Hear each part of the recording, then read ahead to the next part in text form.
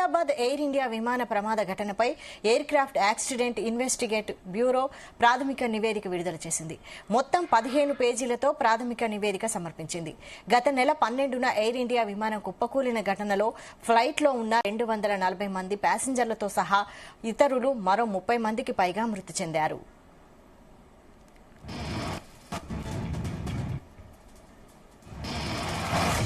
ఈ ప్రమాద ఘటనపై ఏఏఐబీ కీలక విషయాలు వెల్లడించింది. విమానం టేకాఫ్ అయ్యాక సెకండ్ల వ్యవధిలోనే ఇంధనం కంట్రోల్ స్విచ్లు ఆగిపోయినట్లు తెలిపింది. కాక్పిట్లో పైలట్ల సంభాషణ ప్రస్తావించింది.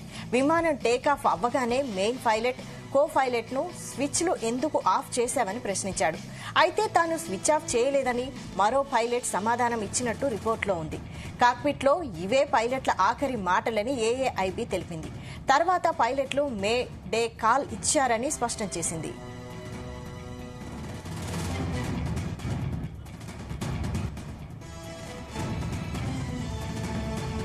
ఎయిర్ ట్రాఫిక్ కంట్రోలర్ స్పందించినప్పటికీ ఎలాంటి ఉపయోగం లేదని ఏఏఐబీ అభిప్రాయపడింది. ఈలోపే విమానం కుప్పకూలిందని తెలిపింది. ప్రమాదానికి సంబంధించిన ఫోటోలు, వీడియోల పరిశీలన పూర్తి చేసినట్లు చెప్పింది.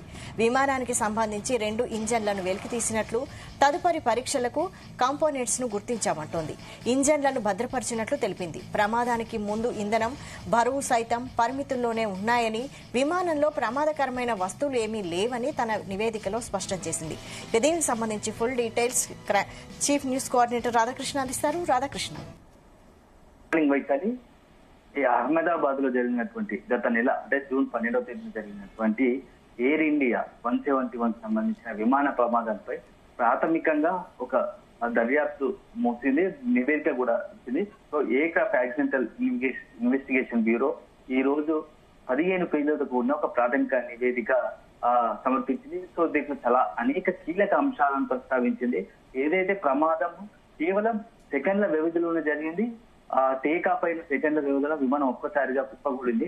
సో ఈ కుప్పకూలడానికి కారణం ఏంటి, విమానానికి సంబంధించిన 2 ఇంజన్లు ఎందుకు పనిచేయలేదు అనే దానిపైన పూర్తి స్థాయిలో ప్రమాదం జరిగినప్పటి నుంచి నెలలో దాదాపు సుమారుగా ఈ రోజుకు అంటే రేపటికి నెల రోజులు అవుతుంది, ఈ రోజుకు నెల రోజులు అయింది. సో మొత్తంగా కూడా సమగ్ర దర్యాప్తు చేపట్టింది. ఈ దర్యాప్తులో ప్రాథమికంగా ఒక నివేదిక సమర్పించింది. దానికి అంతటి కారణం కూడా ఆ 2 ఇంజన్లు పనిచేయలేదు. ఆ ఇంజన్లు పనిచేయకపోవడానికి కారణం ఆ ఫ్యూయల్ కంట్రోల్ అనేది ఏదైతే ఉందో, ఫ్యూయల్ కంట్రోల్ స్విచ్ ఆఫ్ మొత్తంగా కూడా అది స్విచ్ ఆఫ్ అయిపోయింది. సో దాని వల్లనే ఇంజన్లకు ఫ్యూయల్ సప్లై కాక ఇంజన్లు పనిచేయలేదు. దీంతో ఒక్కసారిగా టేక్ ఆఫ్ అయిన కొద్ది సెకండ్లు అంటే 30 సెకండ్ల లోపే ఒక్కసారిగా విమానం కంట్రోల్ తప్పి మొత్తంగా కూడా కుప్పకూలింది. దీంట్లో దాదాపు అందులో ప్రయాణం చేస్తున్నటువంటి 240 మందితో పాటుగా బయట కింద జనవాసాల మీద విమానం పడడంతో మరొక 30 మంది మొత్తంగా కూడా మృతి చెందారు. సో పెద్ద ప్రమాదం అంటే భారత పౌర విమానయాన చరిత్రలోనే పెద్ద ఘటనగా అందరికీ తెలిసిన విషయమే. సో ఈ నేపథ్యంలో దర్యాప్తు కొనసాగుతున్న నేపథ్యంలో ప్రాథమికంగా ఒక నివేదిక ఇచ్చింది. ఆ నివేదికలో స్పష్టం చేసిన కొన్ని అంశాలు ఏంటంటే, ఆ ఫ్యూయల్ ఏదైతుందో ఇంధనాన్ని కంట్రోల్ చేసే స్విచ్ ఆఫ్ అయిపోయినట్టుంది. సో ఈ విషయం పైన పైలట్ ఏదైతే విమానం నడుపుతున్నటువంటి పైలట్ కో పైలట్ ను ప్రశ్నించినట్టుగా తెలుస్తా ఉంది. సో ఎందుకు స్విచ్ ఆఫ్ చేసామంటే, నేను ఏం చేయలేదు, స్విచ్ ఆఫ్ చేయలేదు అని ఈ కాక్పిట్ లో ఈ ఇద్దరు పైలట్ కో పైలట్ ఇద్దరి సంభాషణ రికార్డ్ అయింది. సో అది నెక్స్ట్ మేడే కాల్ ఇచ్చే లోపే విమానం కుప్పకూలింది. ఆ లోపు జరగాల్సిన నష్టం అంటే మొత్తంగా ఒకవైపు ఎయిర్ ట్రాఫిక్ కంట్రోల్ మొత్తంగా కూడా వాటికి స్పందించలే పరిస్థితి లేకపోయింది. సెకండ్ల వ్యవధిలోనే మొత్తంగా విమానం కంట్రోల్ తప్పి ఒక్కసారిగా కింద పడిపోయింది. ఈ పెద్ద దుర్ఘటన జరిగింది. సో ఆ మొత్తంగా కూడా మొన్న ప్రమాదం జరిగిన తర్వాత ఏదైతే ఉంటుందో ఈ బ్లాక్ బాక్స్ అంతా స్వీకరించారు. సో బ్లాక్ బాక్స్ నుంచి కాక్పిట్ ఇవన్నీ కూడా ఆ వీడియో మొత్తం అందులో ఉన్నటువంటి సంభాషణ అంతా కూడా పూర్తి స్థాయిలో ఇన్వెస్టిగేషన్ సమగ్రంగా విశ్లేషించిన తర్వాత ఇక ప్రాథమిక నివేదిక సమర్పించారు. సో ఈ నివేదికలో అందులో పొందుపరిచిన కీలక అంశం ఏంటంటే, ఆ ఫ్యూయల్ ఏదైతుందో ఫ్యూయల్ కంట్రోల్ చేసే ఆ స్విచ్లు ఆఫ్ చేస్తున్నాయి. సో దాని కారణంగానే ఇంత ఘోర దుర్ఘటన జరిగిందని చెప్పేసి ఏదైతుందో ఎయిర్ ఇండియాకి సంబంధించిన విమాన ప్రమాద ఘటన పైన ఎయిర్క్రాఫ్ట్ యాక్సిడెంటల్ ఇన్వెస్టిగేషన్ బ్యూరో ప్రాథమికంగా నివేదించింది. సో తర్వాత దీంతో పాటుగా నెక్స్ట్ ఇంకా ఆ ప్రమాదంలో ఉంచినటువంటి 2 ఇంజిన్లను కూడా వెలికి తీశారు. సో వాటిని భద్రపరిచినట్టుగా తెలుస్తోంది.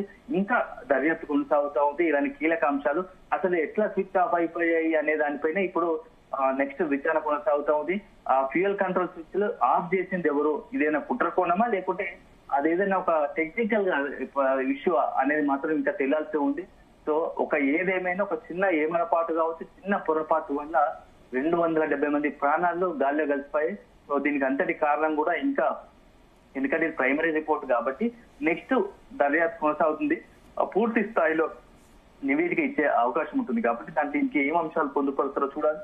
సో మొన్న కొంత ప్రచారం జరిగింది ఏంటంటే దానికి సంబంధించి పైలట్ సంబంధించిన సీటు విషయంలో కొంత కంట్రోల్ చేసే ఆన్ అండ్ ఆఫ్ ఏదైతే సీట్ కంట్రోల్ చేసే విషయంలో కూడా ఇబ్బందికర పరిస్థితి వచ్చింది. సో 11 రోజుల క్రితం అంటే ప్రమాదాన్ని 12వ తేదీ జరిగితే జూన్ 12న, జూన్ 1వ తేదీని అట్లాంటి టెక్నికల్ ఇష్యూ సీటు విషయంలో పైలట్ సీటు విషయంలో కొంత ప్రాబ్లం ఉంటే దాన్ని సరి చేసినట్టు చెప్పారు. కానీ రీచెక్ చేసుకున్నారా లేదా, ఆ ప్రాబ్లం అయితే రీసెట్ చేశారు కానీ మరొకసారి చెక్ చేసుకున్నారా లేదా అనే ఒక అంశం తెరపైకి వచ్చింది. సో ఇప్పుడు తాజాగా ఈ ఫ్యూయల్ సంబంధించి ఇష్యూ తెరపైకి రావడంతో మరి అసలు ఈ ఫ్యూయల్ కంట్రోల్ స్విచ్ ఆఫ్ ఎలా అయింది అనే దానిపైన ఇప్పుడు మొత్తంగా కూడా ఇన్వెస్టిగేషన్ కొనసాగే అవకాశం ఉంది.